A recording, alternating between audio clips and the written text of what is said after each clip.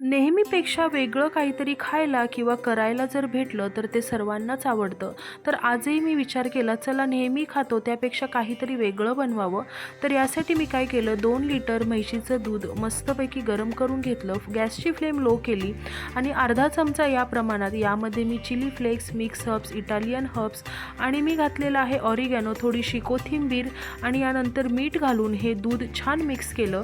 दूध फाडण्यासाठी मी 3 चमचे विनेगर आणि 2 चमचे पाणी घालून दूध फाडून घेतलं. गॅसची फ्लेम बंद करायची. चाळणीवर स्वच्छ रुमाल घातला. यामध्ये हे जे फाडलेलं दुधाचं मिश्रण आहे ते घातलेलं आहे. थंड पाण्याने हे स्वच्छ पनीर धुवून घेतलं, म्हणजे याचा विनेगरचा वास निघून जाईल. त्यानंतर 2 तासासाठी हे फ्रीजमध्ये मी सेट करायला ठेवलेलं आहे आणि 2 तासानंतर तुम्ही पाहू शकता एकदम मऊ लुसलुशीत मलाई मसाला पनीर तयार झालेला आहे. याची भाजी देखील अप्रतिम होते. एकदा हे पनीर बनवून याची भाजी करून पहा नक्की.